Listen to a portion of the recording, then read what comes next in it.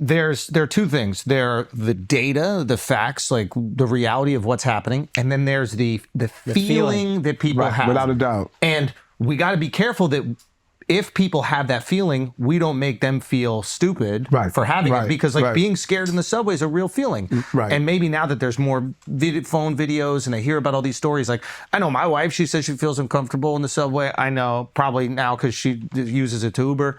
But it's a convenient excuse. Yeah. But no, like some of the girls that work for us also say they have that feeling. When I grew up in the city, I was like sleeping on the subway on the way to school. Like I never even, now don't get me wrong, I got robbed before, but it wasn't on the subway. It was like there's people around. So now ask yourself, because I'm big on that. Back in 2022, when I said, listen, we have to deal with the perception and the reality. You know, people attack me when I said that. They said, well, you know, perception doesn't matter. I said, yes, it does. Perception matters more. Because I was a transit cop, so I remember.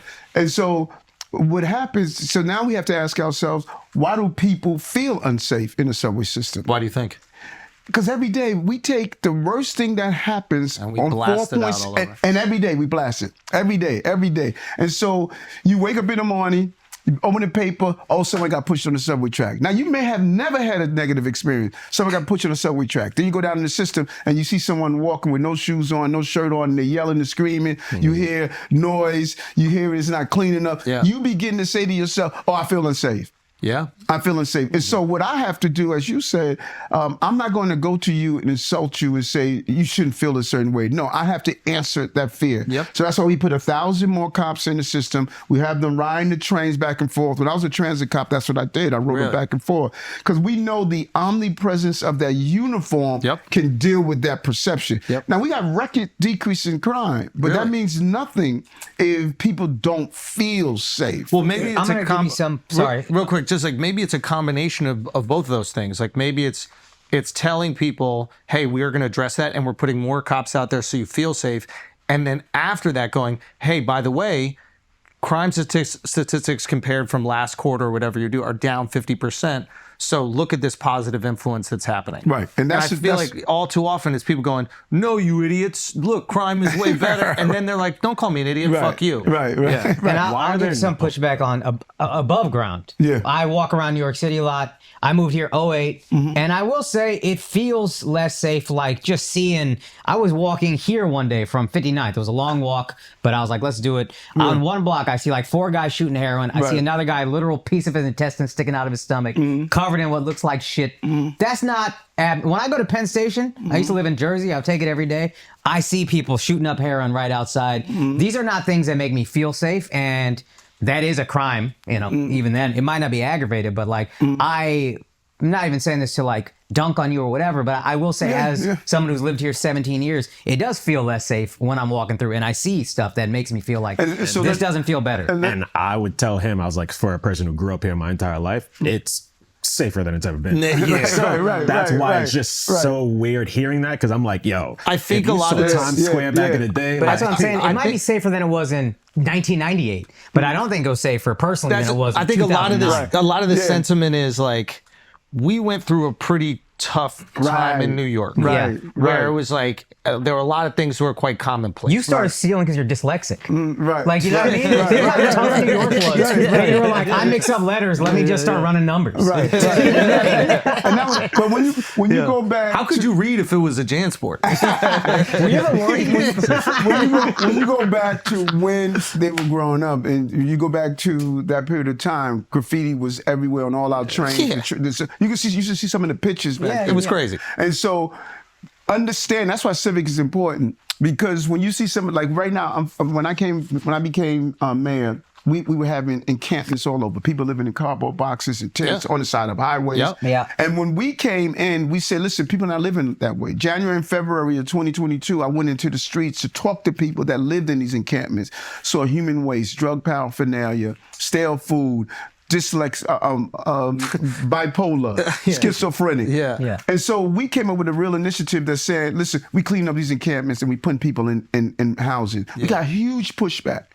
Huge pushback. The city council passed the law that said people should have the right to sleep on the streets. Yeah. So when you have those governmental entities that are extreme left in their philosophies, what everyday New Yorkers want, they're pushing back. I'm fighting tooth and nail to do involuntary removal. Like you said, you saw someone injecting themselves, undressed, screaming, not taking care of themselves.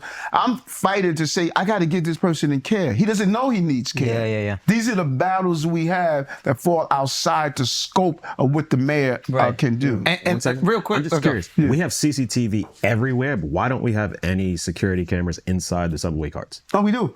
We're gonna house. They're building it out. Yeah, right now. Oh. Right now, we're going to build out all the trains. But the governor has done an amazing job where we have cameras in the cars, and they're going to be cameras in every car, which is huge because that allows us to pick up on any illegal behavior. It allows us. We caught the guy that burned the woman to death because of that camera and that footage. So we do. Then eventually, every train is going to have a camera. Yeah.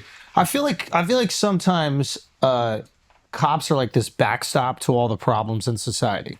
So mental health we're not addressing, right? And there's a person that's crazy on the street, and then there's a cop who might not be trained in how to deal with crazy people. He's trained in how to uphold the law. Right. But now it's his responsibility to protect these people from crazy people and to protect that crazy person from themselves. And I wonder if there's like, I don't know if it's expansion or a more specific division, but it seems like a lot of the problems we see on the streets that are making people feel unsafe are people who are dealing with like severe mental illness. Without a doubt. We have three issues that overshadowed our success. We turned around the city. No one thought I could do it and they told me it was going to take 5 years. We did it 2 years.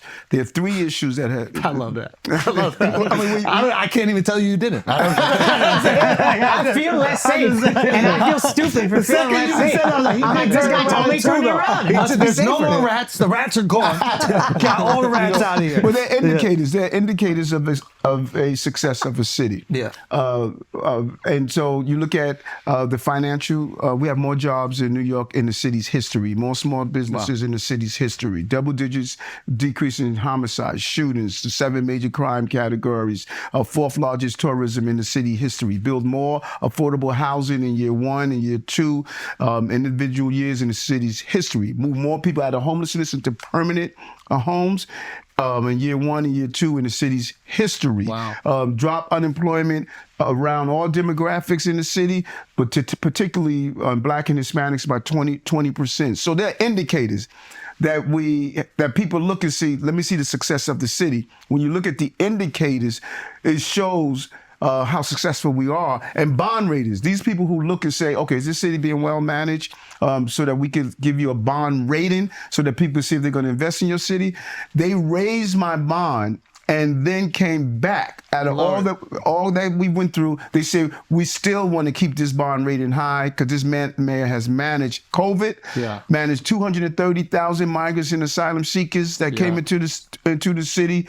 So they've watched how I managed the city. So just the bond thing is people can invest in cities. They're called municipal bonds, right? Yeah, combination of bonds. You have their industry bond raters, Fitch, S&P. These are guys that look at your cities and say, okay, what are we going to say to our investors? How well is this city being managed? And the fact that the rating maintained high.